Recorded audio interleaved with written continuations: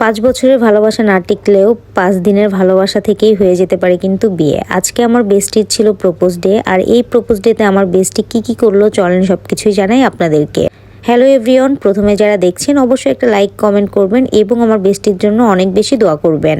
বাসা থেকে বের হয়ে ডাইরেক্ট চলে আসি রামপুরা। আর রামপুরা একটা রেস্টুরেন্টের রুফটপে এরকম সাজানো হয়েছিল, মানে আমার বেস্টিকে কোনো রকম সারপ্রাইজ দেওয়ার জন্য আর কি। জীবনে এমন একজন মানুষকে চান যেই মানুষটা আপনাকে প্রতি মুহূর্তে অনেক বেশি স্পেশাল ভাবে ভাববে এবং প্রতি মুহূর্তে আপনাকে ছোটখাটো কিছু না কিছু সারপ্রাইজ দিতেই থাকবে। সারপ্রাইজ দিলে কিন্তু ভালোবাসার মানুষের প্রতি আরো বেশি ভালোবাসা বেড়ে যায়। দেখেন আমার বেস্টিকে একদম পরীর মতো লাগছে, তাই না?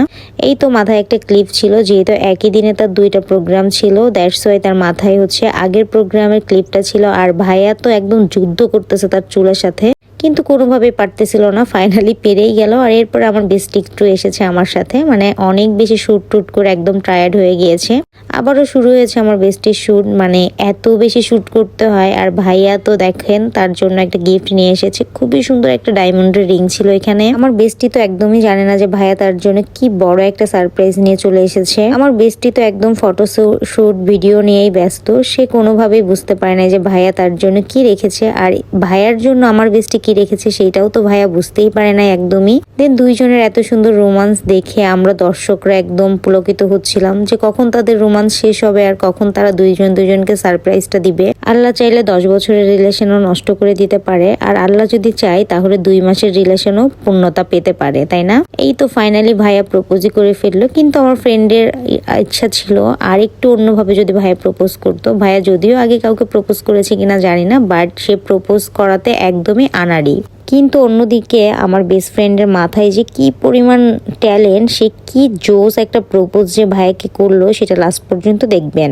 সো এইটাই হচ্ছে তিথির এঙ্গেজমেন্ট রিং ছিল, বলতে পারেন প্রপোজ ডে রিং। খুবই নাইস একটা প্রপোজ ডে রিং ছিল। আর এদিকে আমি একটু তার সাথে রঙ্গ করছি, মানে আমার বেস্টি বলে কথা, আজকে একদমই তার সাথে টাইম পাইনি ছবি বা ভিডিও তোলার। সাদের দুলাভাইয়ের জন্য আজকে বান্ধবীর সাথে কোনো ছবি তুলতে পারি নাই, মানে আমার সাদের দুলাভাই বারবারই তাকে শুধু প্রপোজ করা নিয়ে ব্যস্ত। এদিকে দেখেন আমার বেস্টি তার হবু হাজবেন্ড কি সুন্দর করে প্রপোজ করলো নেচে। এখানে সুন্দর একটা মিউজিক বাজতেছিল, কপিরাইটের জন্য মিউজিকটা দিতে পারছি না, কিন্তু বেস্ট একটা প্রপোজ ছিল আমার বান্ধবীর। আমরা তো কখনো ভাবিই নাই যে আমার বান্ধবী এভাবে করে প্রপোজ করবে।